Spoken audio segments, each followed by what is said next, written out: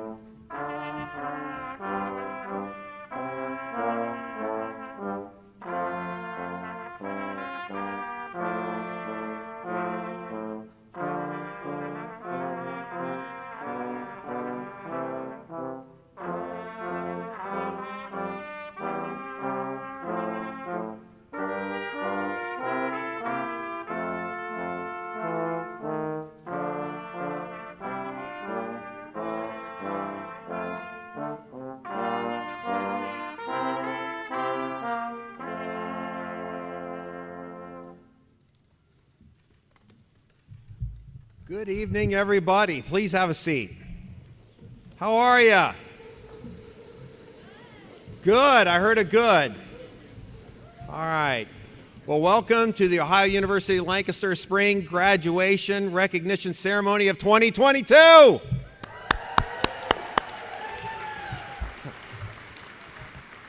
My name is Jared Tudor. I am the dean here at OU Lancaster, and very proud to introduce a lot of people to you tonight. So we're going to have a lot of fun. We're going to spend a lot of time celebrating. But first, how about our first round of applause for the graduates?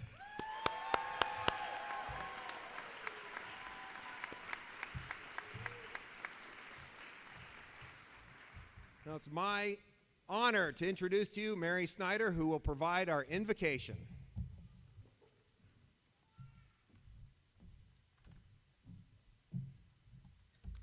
Well, this evening is a celebration of the accomplishments of the Spring 2022 graduating class.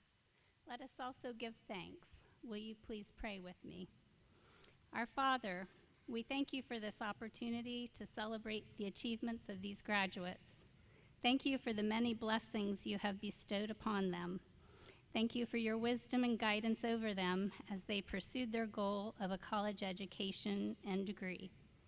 Father, please bless these graduates with faith and courage as they pursue their dreams. Help them to find their purpose and foster within them a continued passion for learning. Please bestow these graduates with patience as they explore new horizons. Bless them with generosity in the midst of the challenges to come, and fill them with gratitude for friends, mentors, and family who have supported them through this journey. And please bless all of us as we share in the joy of their accomplishments. In your precious name we pray. Amen.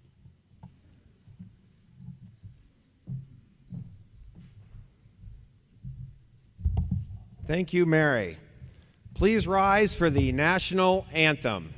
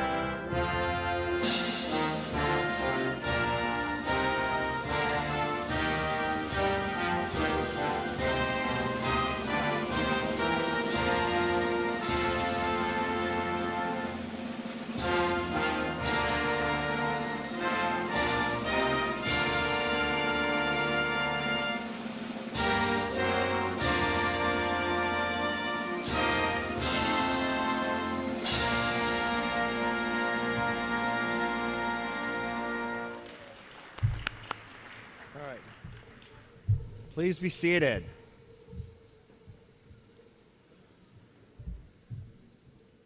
All right, how about a second round of applause for the graduates?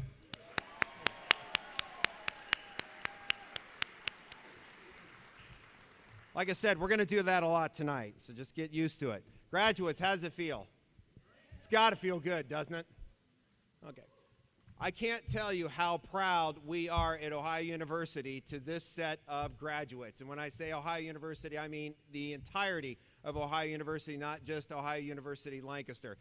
Folks, this group of graduates had a pretty rough couple of years, right? We made it through the pandemic, and the one thing I want to let everybody know, and most of you probably know this, the graduates were certainly dependent upon Ohio University and Ohio University-Lancaster to deliver a high-quality, world-class academic program during a tough period of time. But I also want to mention that we, OUL, relied on you as graduates to help us get through. We did our work with you in mind the entire time. So what I want you to know is you kept us going. I can't thank you enough for that. So another round of applause for our graduates.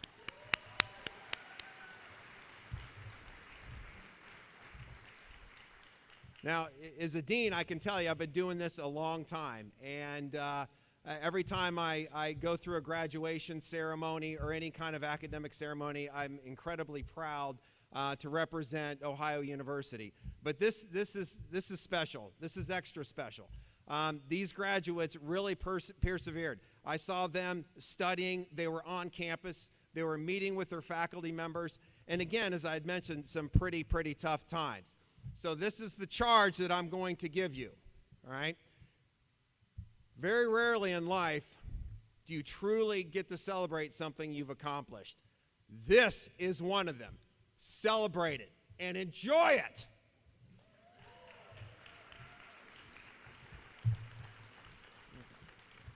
All right, now please join me in listening to a video message from Dr. Hugh Sherman, president at Ohio University.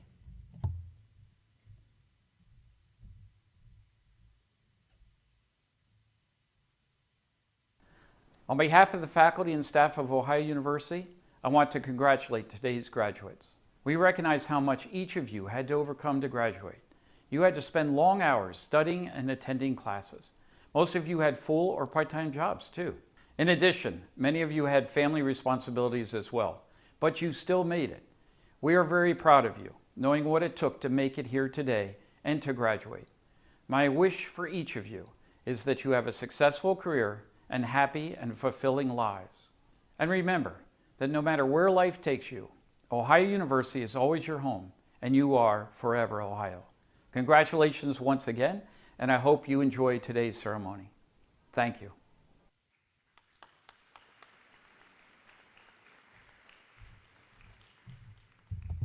Thank you, Dr. Sherman. Now, as you can imagine, here at a regional campus, our community is of the utmost importance. Frankly, we wouldn't be here had it not been for, back in the 1950s, our community insisting upon that there be a location for higher education. In 1956, Ohio University started offering its first classes in the old high school, Stanberry. Now, how many of you attended Stanberry? Wow. Nice. How about giving that group a round of applause? Right? All right. Okay. But what I can tell you as a dean, we rely heavily on our advisory board. And our advisory board is called the Coordinating Council. It is led by Mary Snyder, one of our alums. She holds a bachelor's degree in business education from Ohio University. In 1983, she earned that. She also holds a master's degree in business administration from the Ohio State University. Please welcome Mary Snyder for some comments from our Community Coordinating Council.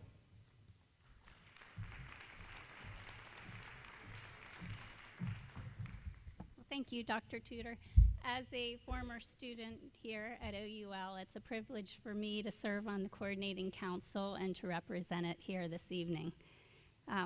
We are so fortunate to have a regional campus of Ohio University right here in Lancaster, where our residents have access to high-quality college education at an affordable price.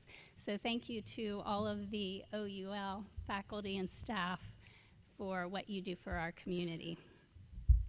So this evening, it's wonderful we can be together to celebrate and honor the graduates from the spring 2022 class. On behalf of the Coordinating Council, it is my pleasure to welcome graduates, family and friends, faculty and staff who have joined us here this evening. So graduates, you've made it through some tough challenges these past few years. Not only have you completed the rigorous coursework required for your degrees, but you completed it during a global pandemic. So I congratulate you on your impressive achievement. Now, I'm sure you're all excited to move forward and begin careers. You have invested in yourselves, and you now possess a well-rounded education that should prepare you well for the future. Before you move on, I encourage you to take a moment, though, to reflect on the past few years. Did you have the support of your family, maybe a friend or classmate who listened to you when you were frustrated, maybe encouraged you when you were feeling down? Maybe you had a professor who you looked up to as a role model and mentor. Take a few minutes to thank these important people for the impact that they've made on your life. You will find that as you start a new job and begin your new careers, there will be others in your professional lives who will support and help you too. I think expressing gratitude can be a powerful thing. A number of years ago, my stepson graduated from Ohio University, and I attended his commencement down in Athens. And the professor of the year spoke, and I'm sorry, after all these years, I don't remember his name, but I still remember what he said. And he gave similar advice to thank the people who help you. He suggested that over time, the bonds and relationships that we form with our coworkers are very much like our real families. We form these work families in part because we probably spend as much time with the people at work as we do at home with our own families. Over the course of our careers, this network that forms becomes our work family tree. So over time, you may have a work dad or someone you consider your work mom, maybe a work spouse or a brother or sister, you get the picture. This professor suggested that we write actual thank you notes, not emails or texts, as a more meaningful way to express our appreciation to our work family members who help and support us. So as I was listening to this professor, this advice really hit home for me because I had someone that I considered my work dad, the former president of Fairfield Federal, Ron Keaton. And at that time, he had just recently retired. To me, he had been more than just my boss. He was a patient teacher, mentor, cheerleader. He was the man who hired me, and we worked together for probably 25 years or so. I know that my career would not have advanced the way it did without his help and support. So I took the professor's advice, and I wrote Ron a letter. And I can remember when I dropped that letter in the mail, I felt, a little nervous and excited. And I realized that writing this letter was a gift, and I was anxious for him to receive it. It felt very similar to the excitement you feel when you get someone you really care about a gift that you know they're just going to love. You can't wait for them to open it. So a couple weeks went by, and I received a phone call from Ron. And he was very thankful. I think he seemed a little bit sheepish. But that letter opened the door to a really nice conversation. We reminisced and shared some laughs. Unfortunately, that's not the end of my story. It's been a little over 2 years ago that my work dad passed away following a short illness. I often think of that letter now, and I am so grateful that I wrote it to him. I think the saying is true, it's far better to give than to receive, and in my case, that letter was a gift, and I'm pretty sure I benefited as much from it as he did. Not only did I have a wonderful work dad, but I know without a doubt that he knew how much he impacted my life and how much I appreciated him for it. So there is a moral to my story. Don't take for granted the people who go out of their way to help you. Make sure that you appreciate them and make sure that they know that you appreciate them. I guarantee you will build better relationships and form stronger bonds with these people, and your lives will be much richer and rewarding for it. So you will have plenty of time later to reflect and say your thank yous, and I hope you'll write a few letters. Just don't wait too long. But tonight, though, is all about you. We celebrate you. We honor your achievements. So on behalf of the Coordinating Council, I wish you all the best of luck on life's journey, and I offer my heartfelt congratulations. Thank you.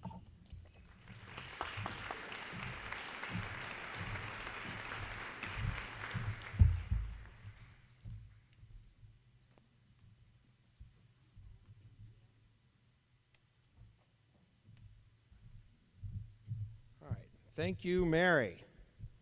All right, so you've heard from me. You've heard from the chair of our Community Coordinating Council. Now it's time to hear from a student. And this student, frankly, is an all-star. Ms. Mackenzie Taylor is graduating tonight with a Bachelor of Science degree in communication. She's graduating cum laude, and she is one of these people you see on campus and you could swear she's a faculty member, right? And I feel like going up to, what do I do now? What do I do next? What are you teaching? She's constantly on campus, and she leads, she's a member of several student organizations that I, as a dean, am grateful for, in the sense that these student organizations really kind of kept us going over the last couple of years.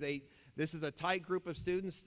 These student organizations did a lot on campus and really kept us rolling along, where I know a lot of campuses through the last couple of years, frankly, didn't have many students going to and from at all. Now, Mackenzie is incredibly accomplished, and I'm just going to tell you, we're going to be here a while, all right? She's awarded the Women's Issues Leadership Award at Ohio University's 39th Annual Leadership Award Ceremony. She was awarded the Cryle Family Student Leadership Award, the Celebrate Women 2022 Female Student Leader Award, the 2020 Distinguished Sophomore in Communication Studies Award, the 2022 Distinguished Senior in Communication Studies Award. I told you we were going to be here a while. Second Ohio University student to receive the Charles J. Ping Award. She was awarded a Chapter Distinguished Key Award from Alpha Phi Omega. She was awarded the 2022 Brotherhood Award, Service Award, and Leadership Award at the Sectional Award Conference for Alpha Phi Omega as well. She's involved in several student organizations, as I had mentioned. She's the president of Phi Theta Kappa Honor Society, vice president of service for Alpha Phi Omega, the vice president of Lambda Pi Eta, member of Allies for Human Rights, and the 2022 Celebrate Women intern. Please welcome Mackenzie Taylor.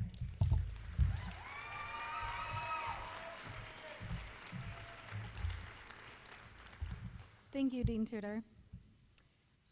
It is my pleasure to welcome the families and faculty to tonight's graduation ceremony at Ohio University-Lancaster. Each one of you has made an impact on the graduates who sit here this evening, and for that, we thank you. While I was honored to receive the nomination to speak on behalf of the graduating class, I was also panicked to learn that I would have to speak in front of hundreds of you. However, writing this speech has allowed me to truly reflect upon and appreciate my time spent at Ohio University. And as I recall all that I have experienced during the past 4 years, I understand why our university has adopted the theme of Forever Ohio. If you'll please indulge me for a few moments, I would like to share my personal journey to tonight's ceremony and how the phrase Forever Ohio will always resonate with me. I have lived in the Lancaster community for over 12 years, and quite honestly, I always thought I wanted to leave. I know what you're thinking. Who nominated this girl to speak? Just bear with me for a moment. After high school, I made the decision to attend Ohio University-Lancaster to save money on tuition. I was bitter about staying in Lancaster, and initially my goal was to earn my degree as quickly as possible and then move as far away as possible. During my first year at OUL, I watched as my friends from high school talked about exploring new cities and shared stories of the new friendships they formed after they moved away to college. I was resentful of the fact that they were experiencing all of these new opportunities while I was still here at home. However, things changed during my sophomore year. I attended Comms Day, and that was the spark. That opened my eyes to just how many opportunities had been right in front of my face the entire time that I had chosen to ignore. During the Comms Day event, I had the opportunity to listen to proud OUL alumni as they shared their stories of their time spent on campus. Listening to their experiences inspired me to get involved. I began joining different organizations on campus, such as Alpha Phi Omega, Allies for Human Rights, and Lambda Pi Eta. I knew these groups were involved with events on campus, but what I didn't know was the impact that they left on the Lancaster community. Over the next 2 years, I learned that what you get out of an experience is what you're willing to put into it. My attitude about OUL and my community completely changed as a result of the learning that took place inside and outside of classes. During my time spent at OUL, I had the opportunity to work with student groups and faculty to coordinate volunteer events that resulted in more than 1,250 volunteer hours for the Lancaster community. I learned that our campus is dedicated to our community and vice versa. Over the past few years, I've had the opportunity to watch other student OUL groups partner with more than 25 local organizations within southeastern Ohio to give back by serving food to those in need to cleaning up local parks. Looking back, I'm so grateful for the opportunities that were provided at OUL. I learned just how dedicated our students and our campus are to giving back to this community that we have the privilege of calling home. I could continue sharing stories of my experience with fellow students in my time in OUL student organizations, but this just isn't about me and my experiences. It's about all of us, the 2022 graduating class. Do you guys know that every single one of us has one thing in common? Can you guess what that is? You guessed it. We all are receiving a degree that announces to the world that we are proud graduates of Ohio University. But do you know why that is such a proud thing to be able to share with one another? It is because Ohio University has provided us with a firm foundation to begin the next stages of our lives. What started out as a place that I resented has evolved into a place that I've grown to love. And I know many of you feel the same way.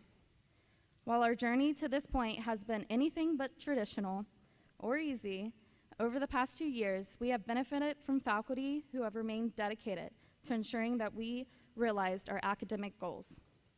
We learned that sometimes life throws you a COVID curveball. We learned that we are resilient, and we learn to adapt to change. We learned that we can continue to serve others even from a distance. And we learned that despite all the challenges that we have faced, we are stronger because of them. I am so glad that I opened my eyes in time to enjoy and appreciate all that OUL has to offer. I am grateful for the sense of community that comes with attending a small campus, and I am grateful for the access to resources provided by a national esteemed university. But most of all, I am grateful for the experiences and the friendships that I will carry with me for the rest of my life. We've all heard the saying that it takes a village, and in this case, our village is Ohio University-Lancaster and the Lancaster community. When you look back on your time at Ohio University and continue on to your next adventure in life's journey, I challenge you to think about how you will share your proud story of your success at Ohio University. Think about your own Forever Ohio story, and do not keep it a secret. You received the highest quality of higher education right here at Ohio University-Lancaster. Be proud to be a Bobcat, and remember, what happened at Ohio is forever. Thank you.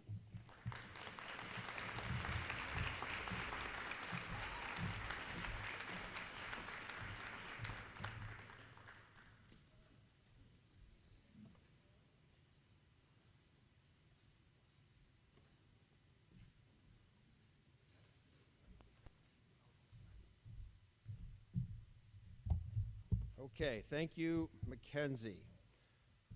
Now, it's also my honor to introduce to you Dr. Carrie Brown, who is currently the Fairfield County Auditor, but many of you probably know her as Dr. Carrie, who is everywhere in Fairfield County. This is an incredibly accomplished person. I've had this job for about a year and a half, and she helped me right away. She opened a lot of doors, introduced me to a lot of people, and frankly, we've had a lot of success here over the last couple of years, and it's absolutely has a lot to do with the community and Dr. Carrie Brown and people that have really cared about this institution. Now, Dr. Carrie Brown is our 2022 Alumna of the Year. She has served in Fairfield County government for well over 30 years. She was formerly the Fairfield County Administrator. She is a certified government financial manager. She's earned dozens, and I mean dozens, of state and national best practice awards. She is on the board of United Way, Ohio Fatherhood Commission, Destination Downtown Lancaster. She is known as a chief problem solver and a collaborator. Carrie Brown brings people together faster and easier than any person I've ever met. When we want to get something done in Fairfield County, we go to Dr. Carrie, no doubt about it. She is known as being an amazing role model for women leaders. She holds bachelor's and master's degrees in business administration from Ohio University and also holds a doctorate in organizational management. She has also served previously on the OUL Community Coordinating Council. She is the 2019 Athena Award winner. Please welcome Dr. Carrie Brown.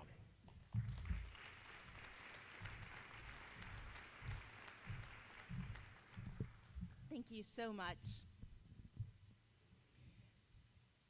You know, Dean Tudor said that applause was free tonight, so let's do a massive round of applause for Ohio University faculty and for the administration, and keep it going for your parents and for your loved ones who supported you, and also for all of the graduates. Just massive round of applause, because that's a lot of energy, and it's so important to raise that energy. I have to tell you that Ohio University-Lancaster has a very special place in my heart, and it always will. I can remember my time here. It's quite precious, and I'm looking out here, and I remember the time I've spent right here in this gymnasium. And while I can't guarantee that you will meet the love of your life, as I did here on this campus, I can guarantee you that the knowledge you have gained will propel you into your future and be a wonderful asset all of your life. You see, it's an investment. It's an investment in you with a wonderful return on investment that will continue to grow. It has served me well personally and professionally. So I appreciate this opportunity. It's so heartfelt as I look out here to all of the smiling and expectant faces. I cannot help to think about secret ingredients of success. So, graduates, you possess admirable traits. Traits like intelligence, perseverance, leadership, passion, and you've just spent the last few years demonstrating your abilities to think critically, communicate effectively, and perform consistently. Yet these traits and skills are only part of what is required for success. Like ingredients in a recipe, skill, passion, and determination all require at least one additional element to be transformed into success. And I suggest to you that element is intention. Intention is what gives our actions meaning and direction. To paraphrase Wayne Dwyer, our intentions create our reality. I believe we have the power to create the future we want by seeing direction with our intention. So if we want to build a world that is free and democratic, then we must act intentionally to support those values. If we want to emphasize equality and human rights, we must take intentional steps to combat injustice and inequality whenever we encounter it. If we want to see positive changes, we must pursue them with intention. As I reflect in my life over the past 35 plus years, I know the lessons I learned here at Ohio University-Lancaster gave me a growth mindset, and that provided me tremendous opportunities and very positive outcomes. So if you embrace that concept of intention, directing your path in an ongoing way, it'll make a difference. It made a difference for me, and I know it will for you.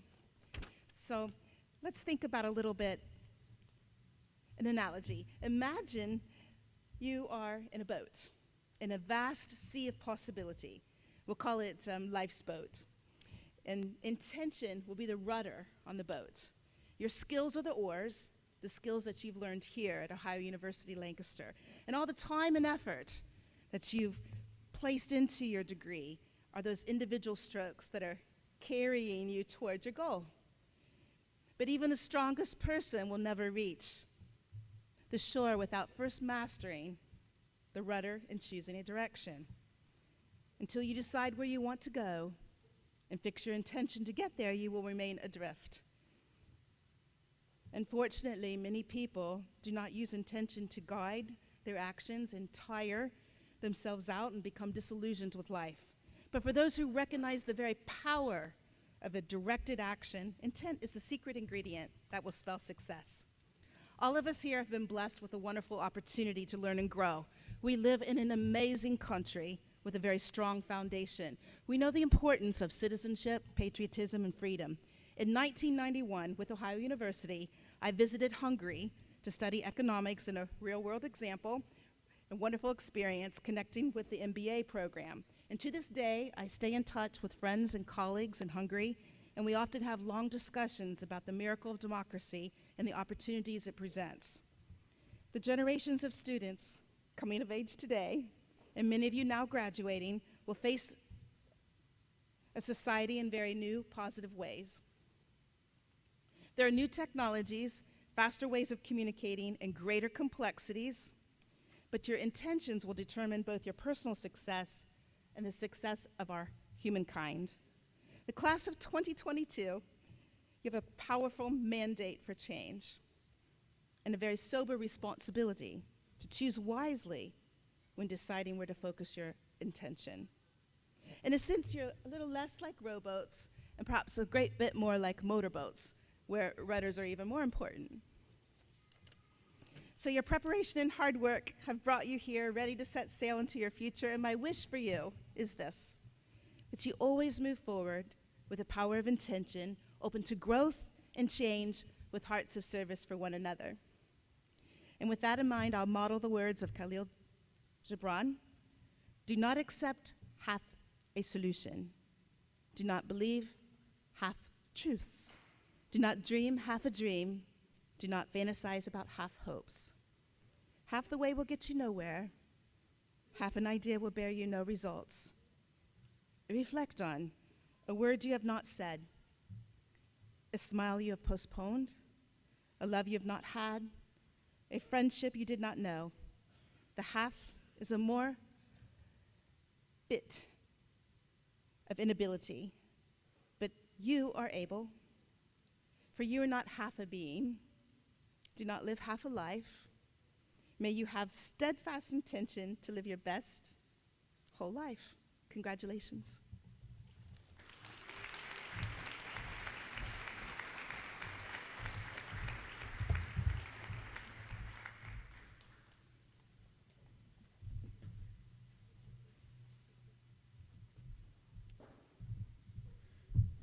Thank you, Dr. Brown. As the dean of a regional campus, I can assure you, we celebrate and applaud faculty members who are out in the community. And what I will tell you about Professor Lisa Taylor is that there is no faculty member that you will see out in the community more than her. She leads the law enforcement technology program here, teaches in the criminal justice program, and she has one of the most active student groups on campus. She's also responsible in chief for the Kids and Cops event that we hold each summer. Please welcome the 2019 Phi Theta Kappa Professor of the Year, Professor Lisa Taylor.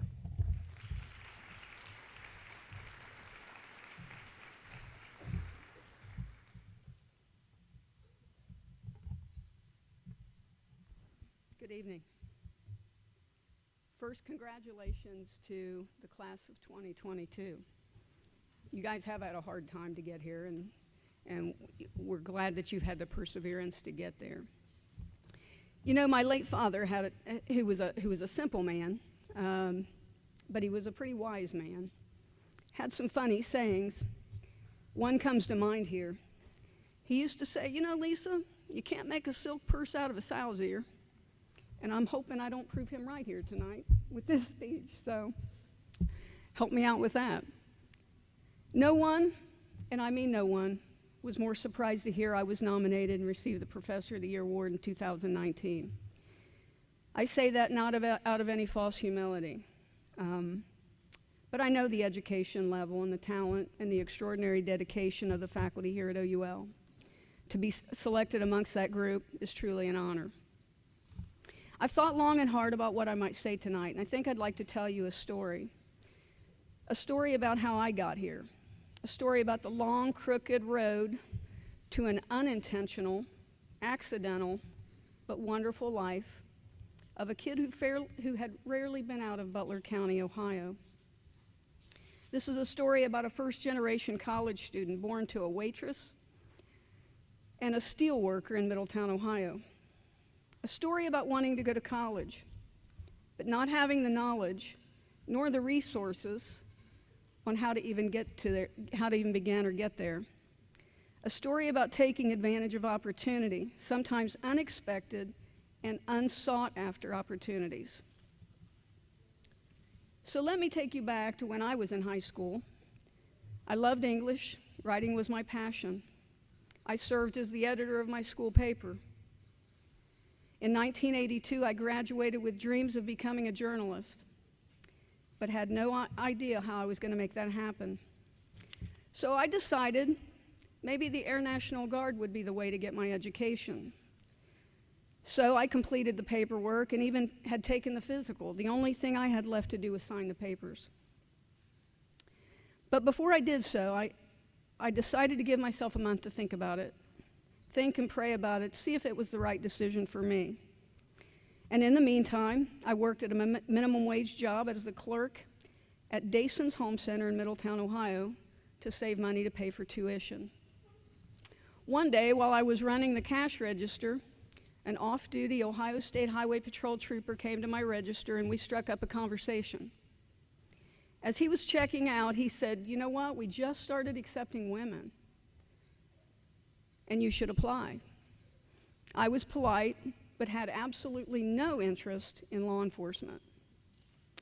And the only things I knew about the Highway Patrol at that time was that they drove white cars and wore big hats.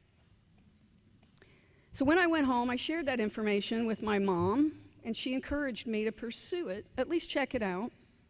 So the next day I called and made an appointment to talk with a recruiter at the local patrol post. But when I woke up, I'm ashamed to say, not only did I not go, I didn't even call to cancel. The Highway Patrol had never been on my radar, no pun intended. So when I didn't show up, the sergeant at the post called me and asked where I was. I told him I really wasn't interested, and to my surprise, he still encouraged me to come in and talk to him. So I got into my 1972 baby blue Ford Pinto, AKA Death Trap, and went to the Hamilton Post. After talking with me for some time, he scheduled me for a written exam at the Academy in Columbus, Ohio. So the day finally came when I was supposed to journey to Columbus to take my patrol recruitment exam, and once again, having second thoughts, I told my mother I wasn't going. Well, no one, and I mean no one, can shame you like my mother. So after a short one-sided debate, we drove to the OSP Academy, and when we arrived, I saw there were about 30 people there to take the test. Surprisingly, I was one of the 3 that passed, and I still don't know why I did. Still unsure about what that meant, I drove home. Months went by, and I figured the Highway Patrol forgot about me. And frankly, I wasn't really upset about that. Then one day, as I was working at Dason's Home Center, I received a call from some lieutenant in Columbus saying that the OSP had a dispatching job for me in West Jefferson, Ohio, wherever the heck that was. So at 18, I was too young to be a trooper. The patrol wanted me to serve as a cadet dispatcher until I turned 21. Again, I had no idea where West Jefferson was or what that job entailed, nor did I think I was going there. But I was wrong. Once again, like an idiot, I shared that news with my parents, and again, my mother encouraged, AKA shamed me, into thinking about it. So I went to West Jefferson. The only place that I could afford was a mobile home that had been factory built to be 2 apartments. I lived in the front half, and an old truck driver named Clyde lived in the back half. We drove identical cars.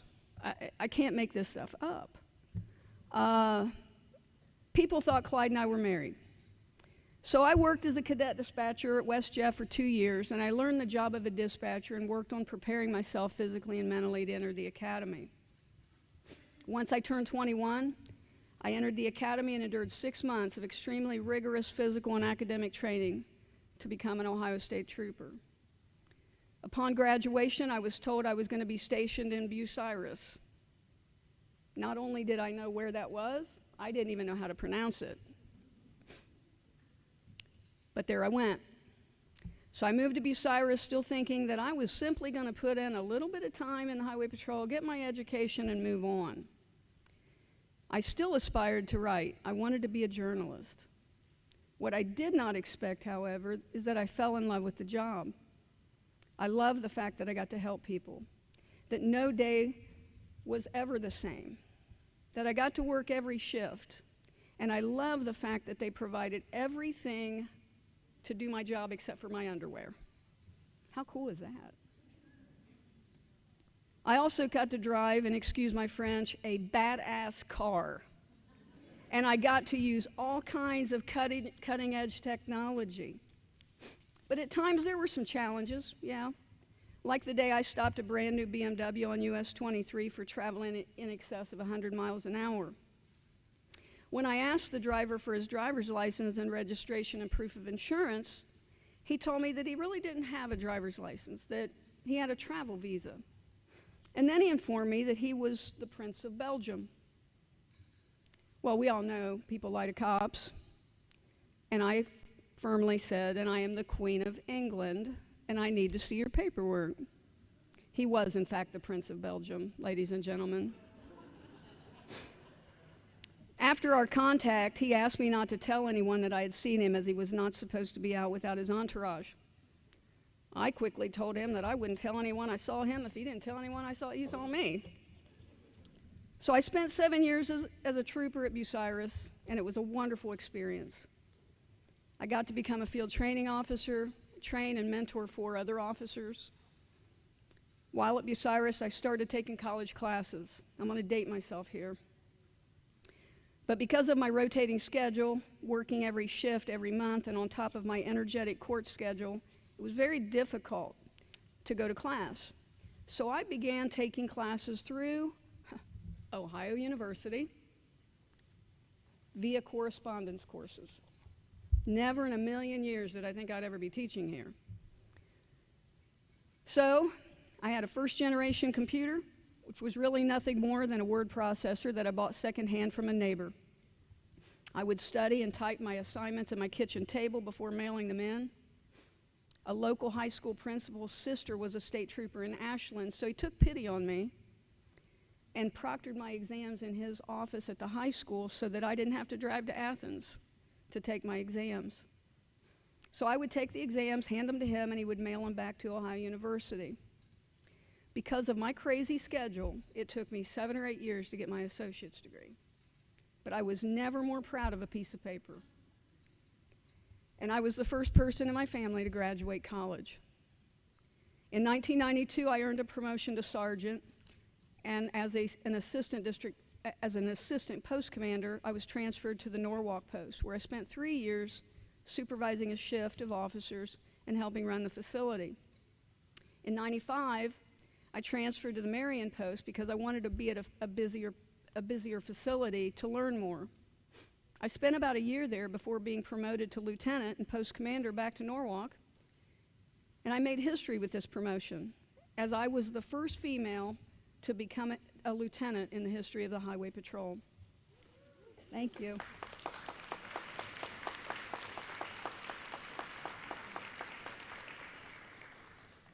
I spent a year at Norwalk before transferring to the Mount Gilead post in 1997 because I still wanted to be at a busier post.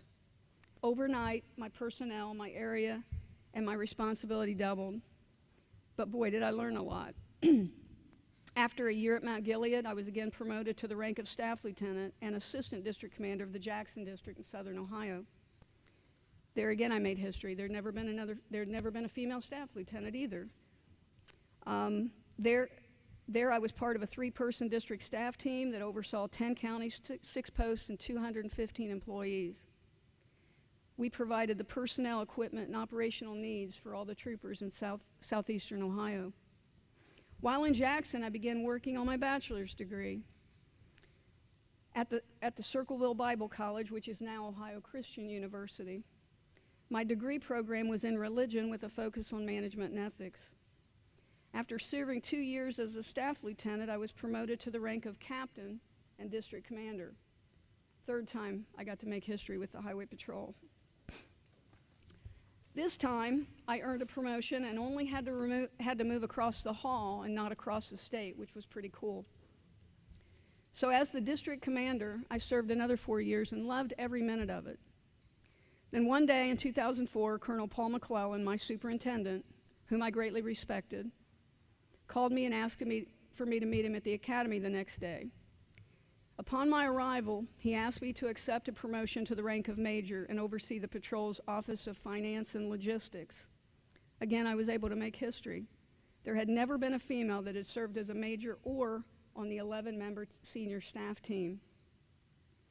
So my job would be to oversee a $300 million a year budget. By the way, I did not slay the math dragon, so I was thinking, is this a joke?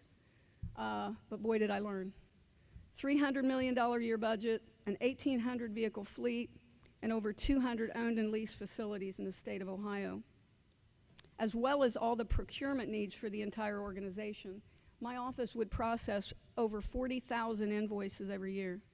We were a busy group. So I accepted the job, moved and transferred to Columbus, Ohio, and for 4 years I had a seat at the table and was able to help run a huge respected law enforcement agency. So while I was in Columbus, some of my colleagues and I decided to go to graduate school. And we began working on our master's degrees at Franklin University. So on top of working full-time, we were also going to school full-time. It was tough, but it was also one of the best experiences I'd had working toward that goal with some of my best friends. Then in 2007, as we were in the middle of graduate school, 3 of my friends and I decided to take a motorcycle trip to Pennsylvania. We normally took 2 weeks and went somewhere new in the country every year. This particular year, because I was in grad school, I could only take a year, or a week, not a year. So my friends met at my house. We left the next day and went as far as Wheeling, West Virginia. This happened to be Friday the 13th, and that becomes important here in a minute. So we spent the night there, had breakfast the next day, headed east on Route 40. After driving through Ogleby Park, I was the lead bike. Unfortunately, I was hit head-on by an impaired driver under the influence of Oxycontin, Valium, antidepressants, and cocaine. The driver lost control of his vehicle after rounding a curve, and he slid 5 feet into my lane and hit me head-on. I never lost consciousness. I slid down the highway and ended up face up in the ditch, but I knew my left leg was mangled. When the EMS arrived, they strapped me to a gurney, and as they were putting me into the squad, one of the EMTs inadvertently dropped his end of the gurney, and I hit the pavement. When I hit the ground, a foot of my left femur fell out of my leg, never to be able to be used again. My left hand was crushed between the motorcycle and the car, and my left leg was broken in 9 places, all of which were compound fractures. I had actually nicked an artery in my left leg, and I was bleeding profusely. As a result of my injuries, I nearly lost my left leg, spent 3 weeks in 2 different trauma centers in 2 different states, and over the course of 4 months, I endured 9 surgeries and extensive muscle, skin, and bone grafting in my left leg. I didn't walk for a year, and much to my dismay, I was forced to retire after serving 25, which I needed 25 years, right? I had 25.1 years with the division. It was a career I loved, and it had given me so many opportunities. So at the age of 43, during my recovery, I finished grad school and had to reinvent myself. I'd only done cop work for the vast majority of my adult working life, so I didn't really know what I was going to do. But during this time, I started a crash reconstruction consulting firm with 2 of my friends, and the business flourished. It's still in existence. We've been in existence for over 15 years. We branched out and performed a whole host of risk management functions for insurance companies, trucking firms, attorneys, as well as individuals. I have since left that business and started my own consulting firm specializing in professional police driving. So it took me a year to begin to walk. It took me 2 years to walk well. Once I was able to maneuver around without assistance, I began teaching as an adjunct professor in the law enforcement tech program at Ohio University-Chillicothe. I would pick up a class or 2 each semester, and I fell in love with teaching. It took, I lost my place here. I also authored and published a faith-based book about the ordeal entitled, Was It Irony or Was It God? Remember, I wanted to write, right? So it kind of came full circle for me. During that time, I also applied for a job as the Senior Operations Manager, a Deputy Director level position at the Franklin County Community-Based Correctional Facility, and I was fortunate to get that position. There, I oversaw a $5.3 million budget, the fleet, facility, procurement, HR, IT, food service, and maintenance functions of the facility. Essentially, I handled the business end of the house. Now, I never had any inkling of ever working in corrections, ever. But I'm so thankful for that opportunity because now I teach about it.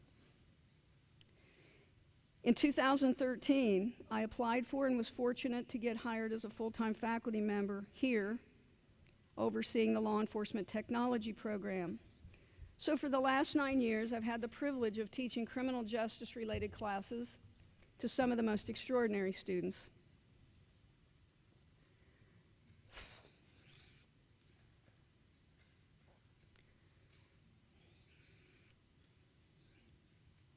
This is where I'm supposed to envision you all in your underwear so that I don't get emotional. My students, like you, are focused, right? Unlike many college students, they, like you, know what they want to do. And for that,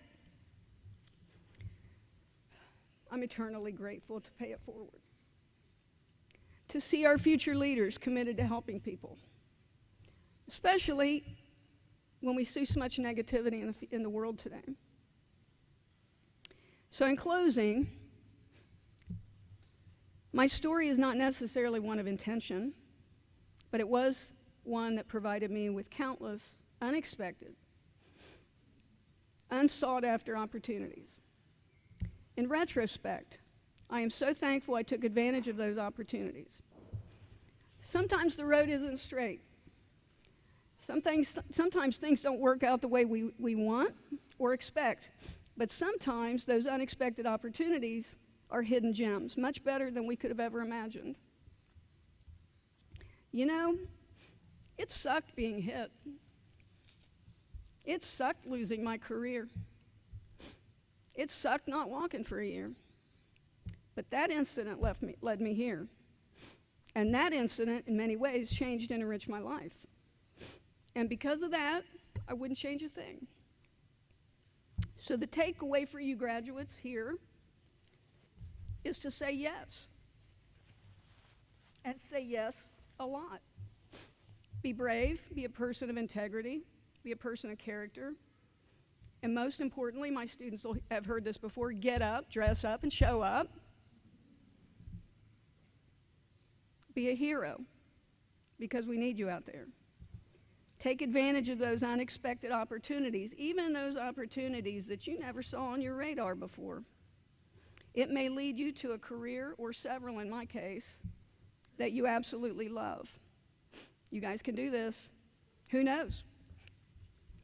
You may end up teaching at the best university, in the best program, with the best students ever. Thank you.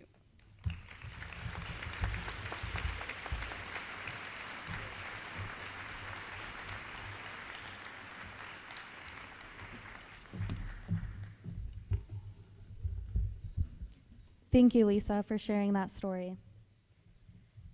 Teaching excellence is the hallmark of a great university, and Ohio University is home to truly outstanding professors. Our faculty devotes countless hours to creating learning experiences that not only engage students, but they also go that extra mile to mentor students as they strive to identify and achieve those goals.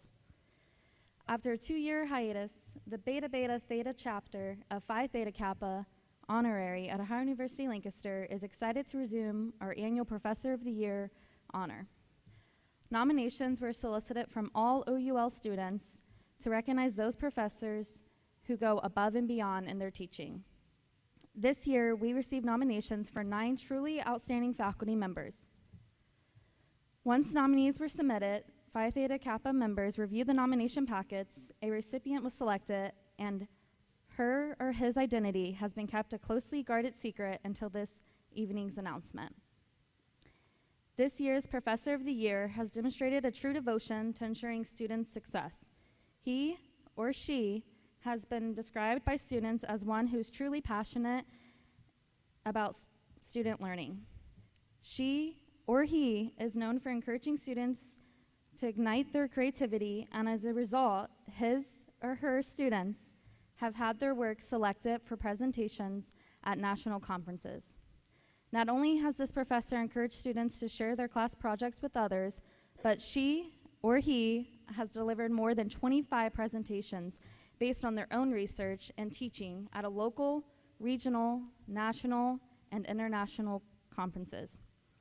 Some of just a few of the hallmarks of this professor's commitment to his or her students include the following. She or he is committed to focusing on issues related to diversity and equity. Through collaboration with colleagues, this professor has worked over the past year to redesign the classroom and create opportunities for students to create and produce creative projects such as podcasts and to engage in conversations with book authors. This year's recipient recognizes the importance of flexibility and being willing to make changes to the course structure and curriculum to promote student learning and success. In fact, this professor actually enrolled as a student in an online class last summer to place themselves in the shoes of students as online learners. The result was the creation of new classroom spaces this year where students were more engaged. Recently, this year's recipient was awarded a grant focusing on experiential learning stewardship to help create educational programming for OUL students focused on social justice issues. One of our recipient students described his teachings as follows. Dr. Cordy is an exceptional teacher who ensures we will succeed as future teachers. The way discussions are led in the class helps students feel welcome and comfortable sharing in class. Dr. Cordy also ensures all students have a chance to talk. When I first started the class, I did not know what to expect, but Dr. Cordy's smiling face and energy when teaching, even in an online environment, keeps me engaged. In his materials submitted to Phi Theta Kappa for review, Dr. Cordy stated, "As an educator, I am always looking for new ways to add deeper meaning or jazzing the learning for my students. I know this works to build resonance with them. After all, one beat leads to another, and they will find their own jazz for future students to learn." I am pleased to present the 2022 Ohio University-Lancaster Professor of the Year Award to Dr. Kevin Cordy. Please join me in congratulating Dr. Cordy.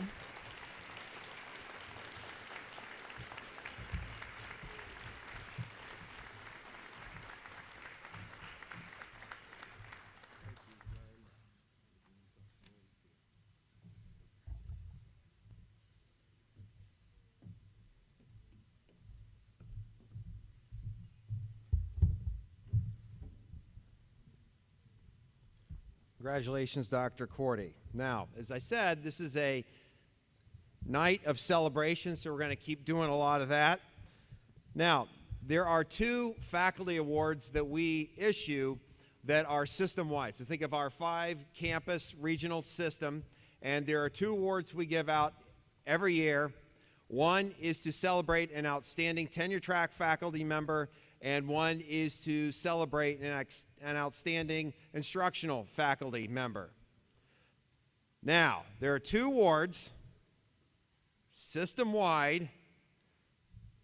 What do you think is the chance that OUL had both of them? Yes.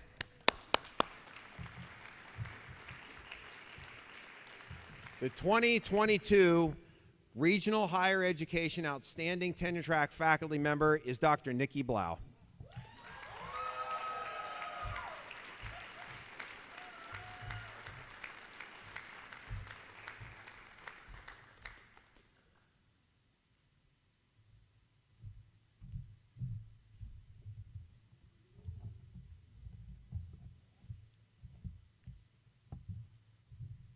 The RHE Outstanding Instructional Faculty Member Award goes to Dr. Deb Dunning.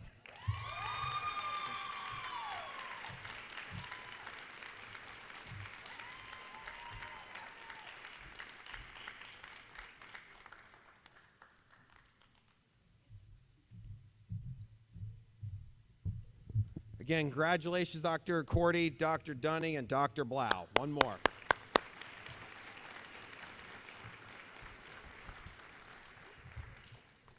Okay, graduates, let's get at it. Let's talk about honors. I heard some woo out there. All right. Okay. For those students achieving cum laude status, honors with a GPA of 3.5 to 3.749, wearing bronze cords, please stand up.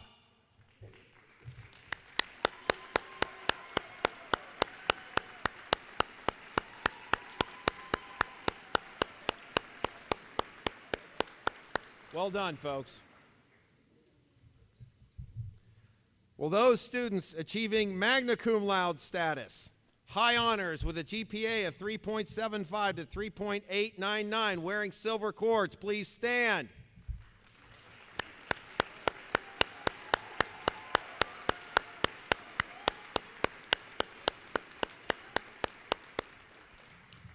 Excellent work.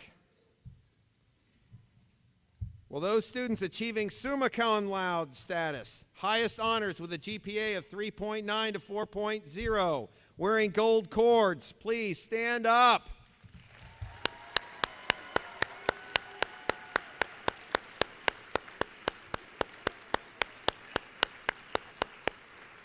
What an outstanding achievement.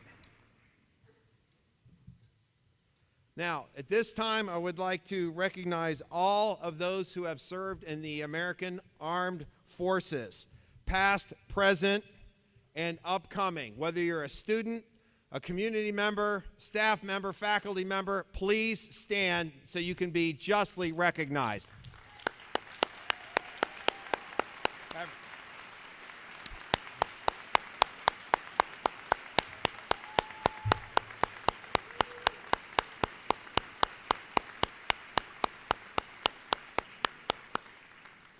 On behalf of Ohio University, I cannot thank you enough for your service. Okay, let's get to some stuff. Dr. Candace Thomas Maddox will now recognize our graduates.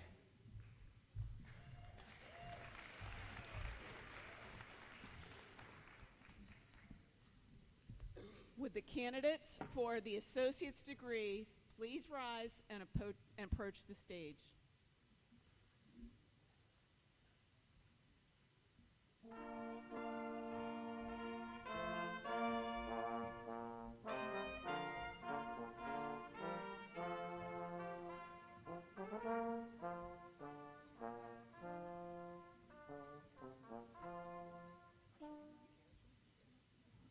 Simon B., Associate Applied Science in Engineering Technology.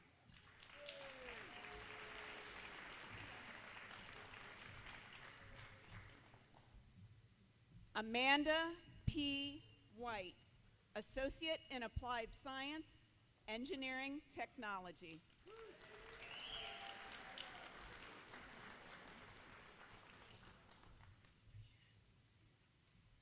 Simon Andrew Pokrant, Associate in Applied Science, Engineering Technology.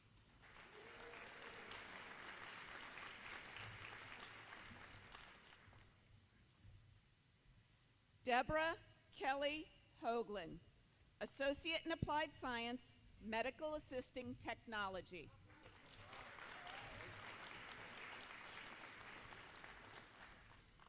Nicole Christina Barker, Associate in Applied Business, Business Management Technology.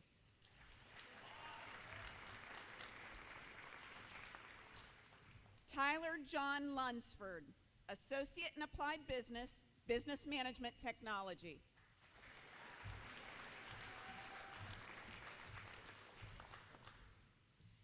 Hannah Marie Griffith, Associate in Applied Business, Business Management Technology.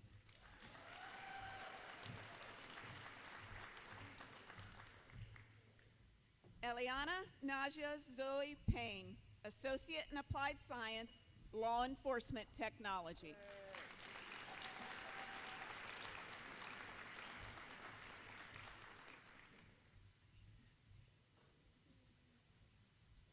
Would the candidates for bachelor's degrees please rise and approach the stage?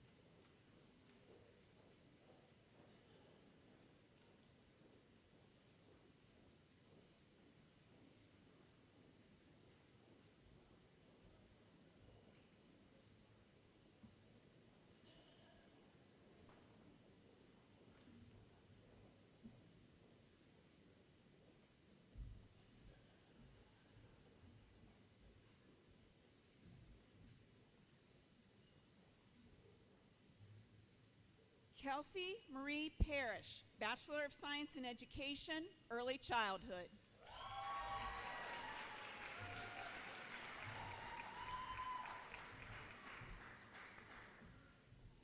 Allison Rochelle Wallace, Bachelor of Science in Education, Early Childhood.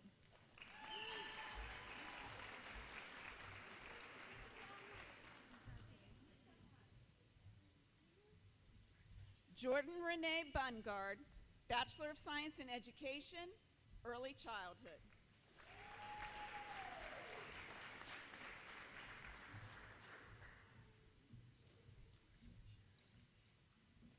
Natalie Marie Stretton Schramm, Bachelor of Science in Education, Early Childhood.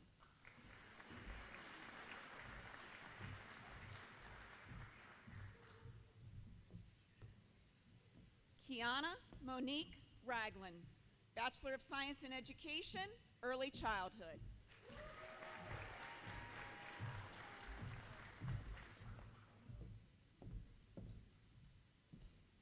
Carly Janelle Derrickson, Bachelor of Science in Education, Early Childhood.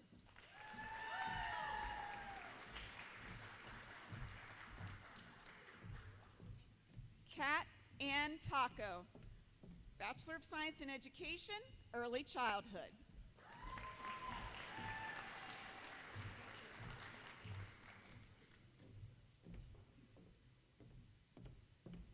Marissa Lynn Brown, Bachelor of Science in Education, Early Childhood.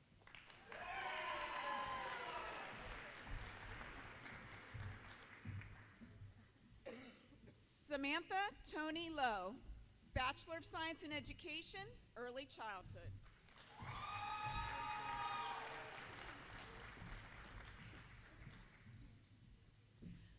Mackenzie Taylor, Bachelor of Science in Communication.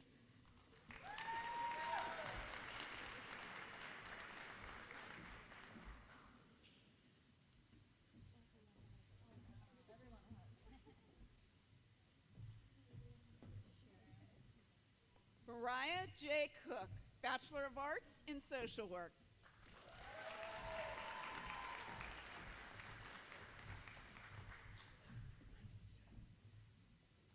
Lauren Elaine Nemeth, Bachelor of Arts in Social Work.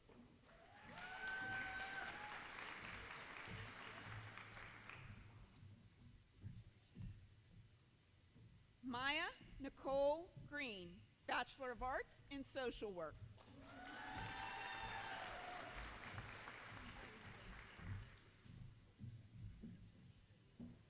Molly Alyssa Federer, Bachelor of Arts in Social Work.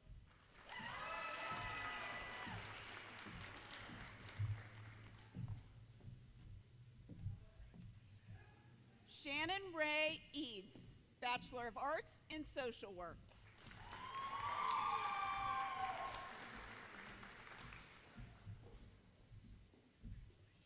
Rebecca Garvin, Bachelor of Arts in Social Work.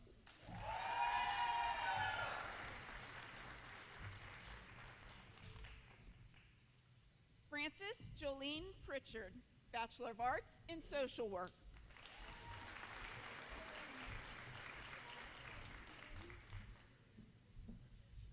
Grace Elizabeth Bauer, Bachelor of Arts in Social Work.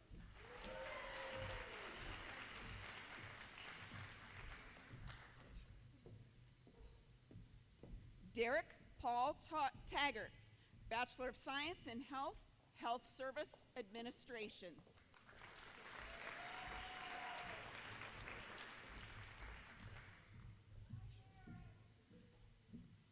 Katie Grace Dryden, Bachelor of Criminal Justice.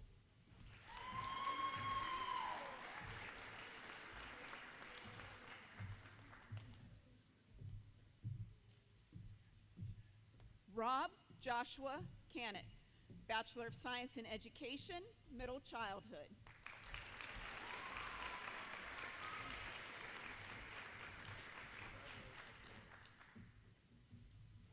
Sydney Dawn Paxton, Bachelor of Science in Education, Middle Childhood.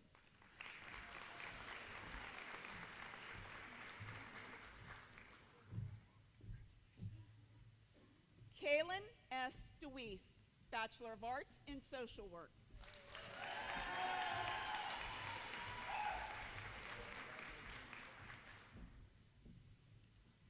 Jenna Lee Chorpenning, Bachelor of Arts in Social Work.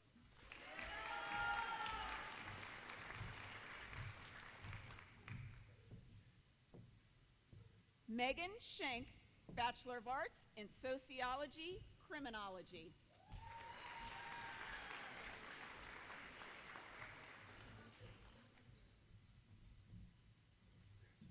Joseph Eugene Sensi, Bachelor of Science in Communication.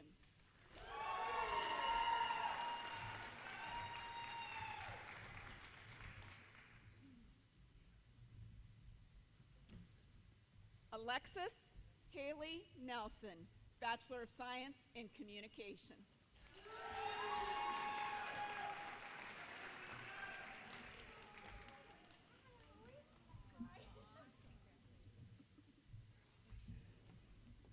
Adam Jeffrey Tippett, Bachelor of Science in Communication.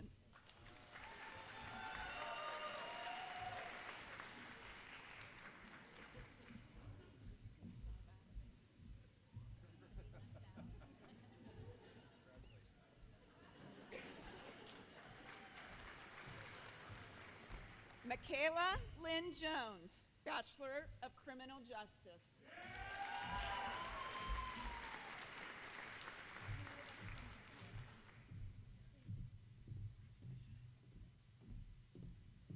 Maria Polanco, Bachelor of Criminal Justice.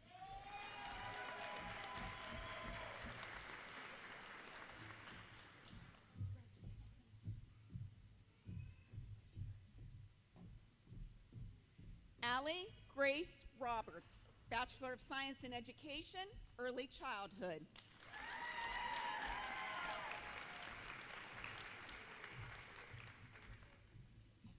Mackenzie Lee Bowes, Bachelor of Arts in Biological Sciences.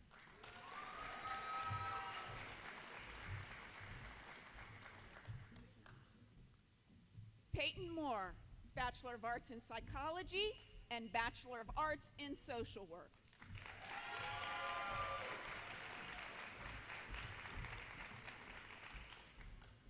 Faith Corinne Kaler, Bachelor of Science in Human and Consumer Sciences, Retail and Fashion Merchandising.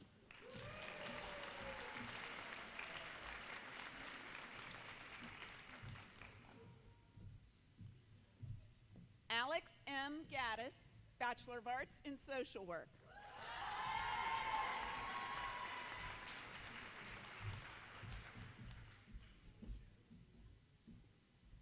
Skylar Earl, Bachelor of Social Work.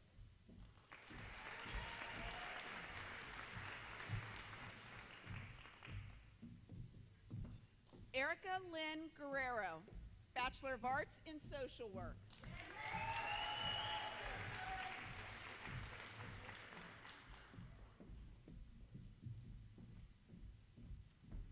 Lisa Lynn Oriel, Bachelor of Arts in Social Work.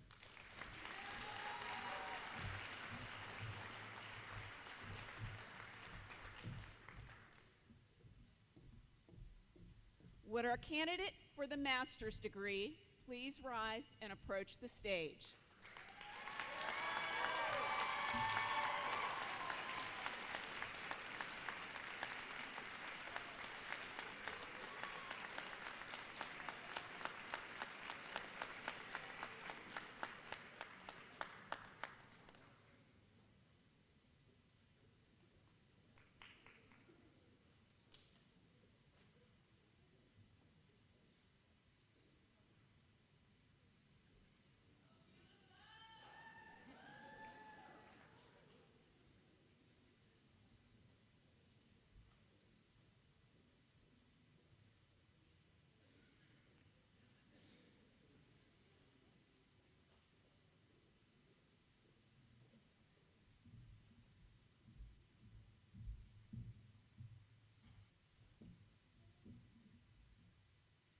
Adema Nohu Diallo, Master of Science in Nursing.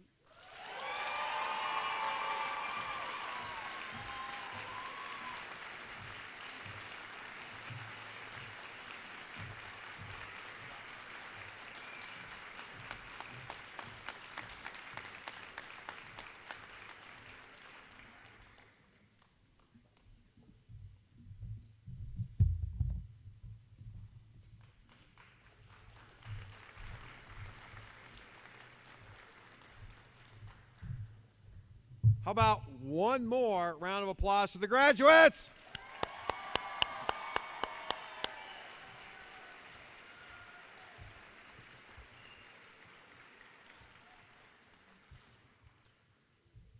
Okay, folks, you ready? Graduates, stand up. Okay, we're going to make it real. When I say go, you're going to move your tassel from the right to the left, making it all official.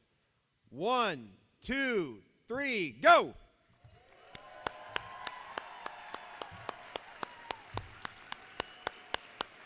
Keep standing up.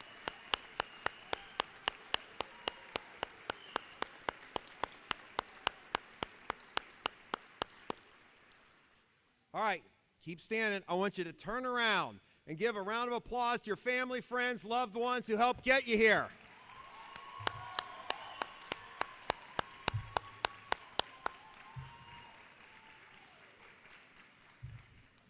One more time, same thing.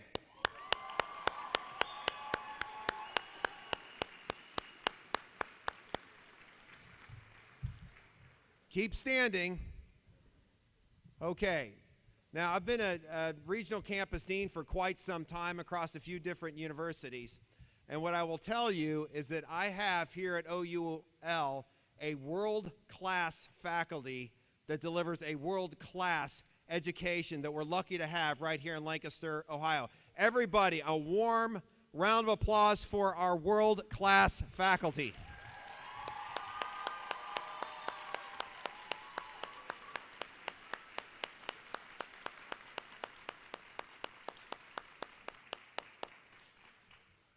Okay, you may be seated. Folks, there are just days where it just doesn't get much better than that, does it? I want to thank a lot of people tonight for putting on this graduation ceremony. First, Mary Snyder, the chair of our Community Coordinating Council.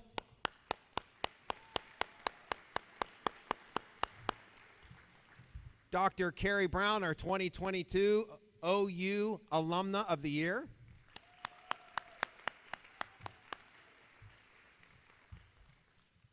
Professor Lisa Taylor.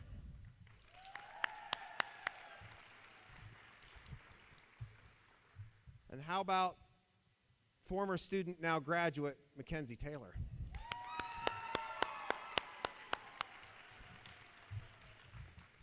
You guys were all wonderful. I would also like you to give a round of applause for my maintenance crew and staff that put this event together.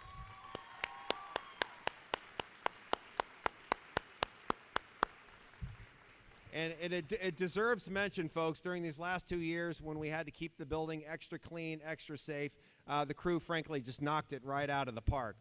Also, a special thanks to my executive assistant, Mary Ann Lape.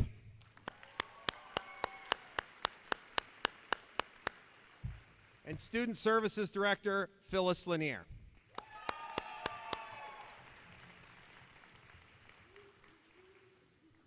Now, please join me in singing of our alma mater.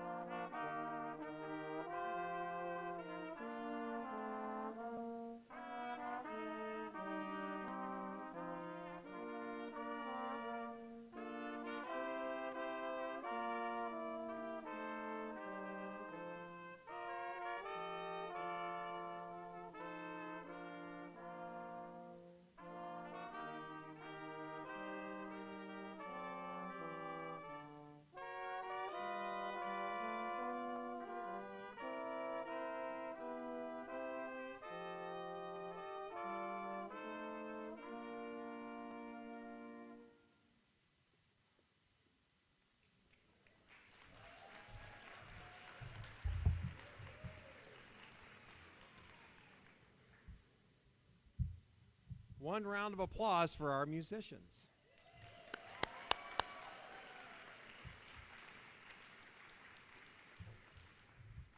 Now, just a couple of things before we end tonight. The building is yours. Hang out. We have cookies. Take pictures. Please enjoy it. Please enjoy this night. But one thing I want to send you off with is to think about this. In 1968, the taxpayers of the great state of Ohio decided to charge you with the responsibility of solving their problems. Now, I want you to look around the building here. Look at the cinder blocks, and when you go around the building, you take your pictures, and you look at the bricks there, and the woodwork, and the metal, and the glass, and things like that. There were people back in 1968 that decided that we needed problem solvers, and we needed people with a breadth of knowledge to make society better. And the people that laid the brick, put the glass in, put the woodwork in, etc., most likely were never going to set foot in here as a student. But they were so committed to doing it, to creating problem solvers, people that will fix societal problems, to think outside the box, to invent things, that they did it. All right? So think about that as you walk out of here. You are part of an elite group. Automatically. It didn't matter where you came from. Right? Doesn't matter how much sleep you did get or you didn't get. You did this all on your own. Now, you had the help of a great world-class faculty, sure, but you took the exams, you studied hard, you drank all the caffeine you could, and if you don't drink caffeine, that's fine too, but nonetheless, you did all that on your own. All right? And society is going to expect great things from you, and from what I've seen tonight, from what my faculty have seen, they know they're going to get it. One last round of applause for the graduates.